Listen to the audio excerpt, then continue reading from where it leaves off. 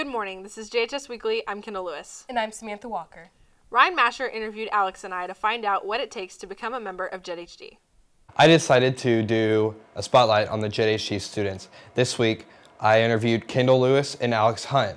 To be an anchor on JHS Weekly in the broadcasting class, you have to go to the anchor auditions, which are in the beginning of the year, and you just read off of the prompter and do your best. When you're an anchor for JHS Weekly, you have to give tours so that other people can see what we do behind the scenes of like the show, or whenever we go and we film the basketball games or the football games, and show them like the different cameras that we have and all the new stuff that we get, and also just what it takes and your skills that you have to develop. Every Wednesday after we do our weekly show, after we record it, we have a pitch meeting, and basically everybody gives me their ideas on what to make a story about, and typically the people choose those and run whatever they like. Primarily, time-sensitive stuff is first. In JHD, we address how we feel about them, and we assign people in JHD to go and film those things, and that is what is on JHS Weekly as stories. So we do a show every Wednesday. We record it every Wednesday, so we have two groups of people that make stories. So typically, without missing any school for, other events like that. I've made a lot of strong friendships and relationships that I didn't know that I'd have. Reporting for JHD, I'm Ryan Masher. Thanks, Ryan. FTC will offer 2 new programs next year. The first being Advanced Manufacturing. The program is designed to teach students multiple aspects about automated manufacturing, including welding, robotics, and CNC machining. FTC will also begin to offer Early Childhood Professions. This course introduces students to methods and materials to assist young children in the learning process. This program is designed for students who wish to pursue a career in early childhood education. If you are interested in learning more, see Mr. Brown in FTC. Zoe Baker interviewed JHS counselors to find out plans about graduating a semester next school year. Counselors say that early graduation is not ideal for the student. Students are required to have 8 full semesters of school and not just other shortened versions. Graduating early has a lot of work to put into it for students, like having letters of recommendations and going through the building principal, and if that goes through, then it goes all the way to Dr. Moss, our superintendent. If that is the right thing to do for you, then talk to your counselor and see if it's the right option for you in the future. Graduating early also requires a bunch of English credits getting in, and all your other credits that you have not completed yet, and getting in all of the other credits that you have to do before you graduate. Reporting for JHD, I'm Zoe Baker. Thanks, Zoe. The theater department is hosting a one-act festival on February 7th. All one-acts are student-directed. Come show your fellow JHS students some love. They're also holding a fundraiser to benefit their program at 5 p.m. at Chipotle on February 28th. Be sure to bring your appetite and tell the cashier that you're supporting JHS. Kendall Lewis gives us insight on why the school doesn't offer lockers for student usage. I went to get students' opinions on whether or not it would be beneficial if we had school lockers. I've never had a locker here in this school other than a gym locker. Okay. So I've never really had any desire to need one, I guess, other than my bag being heavy. We only have 5 minutes during passing, so it doesn't really give us enough time to get to our lockers and then go back to class. And we really don't care that much. If they change the amount of time that you have during passing to get to class, I think that lockers could work.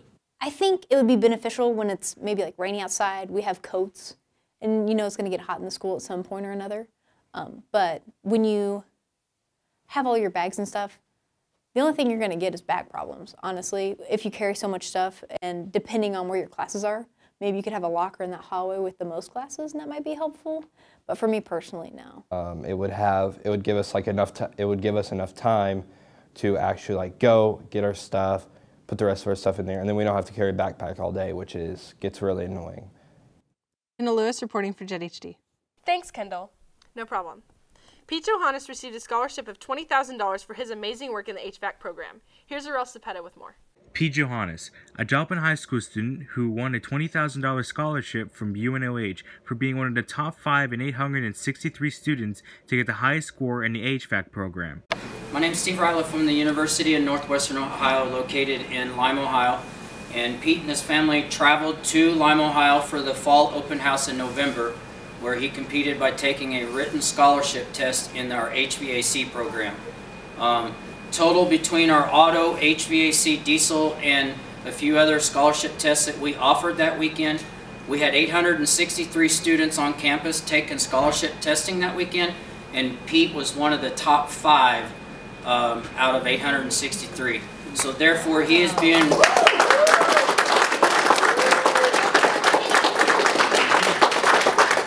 he will be receiving a $20,000 scholarship directly from UNOH to help cover his tuition for his program. He's coming to us for an associate degree in HVAC. And starting in October. Yes. Yeah. Good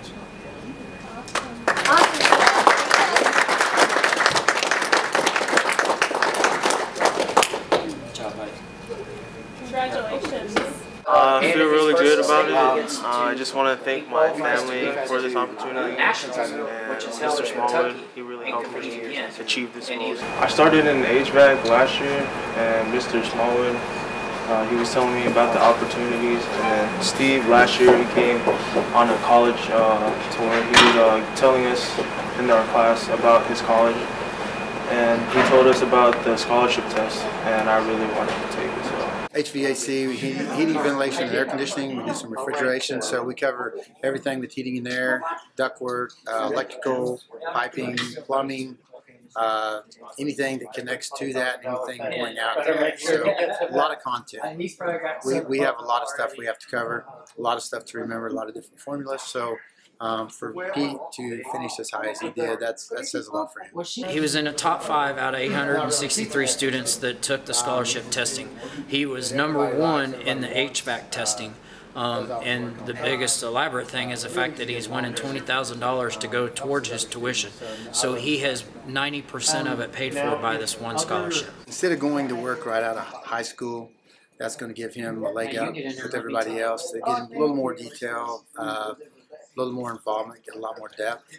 So, you know, instead of starting out at a starting wage, he's going to come in at more intermittent pay. Once he graduates, he can go into the field and be a HVAC technician, whether it's just residential tech or commercial or even industrial. He will be able to work on all the units and pretty much decide where he wants to live in the United States and work. Pete's intention on that scholarship is to go to UNOH for a 2-year associate's degree, and their program runs 20 months. They don't take a break. They go continue. So. Reporting for JHD, I'm Earl Cepeda. Thanks, Arel. Just a reminder, JHD is still looking for one more announcer for varsity basketball games. If you're interested, contact Mr. Ward at nathanielward@joplinschools.org or Mr. Douglas at braddouglas@joplinschools.org. This has been JHS Weekly. Have a great week.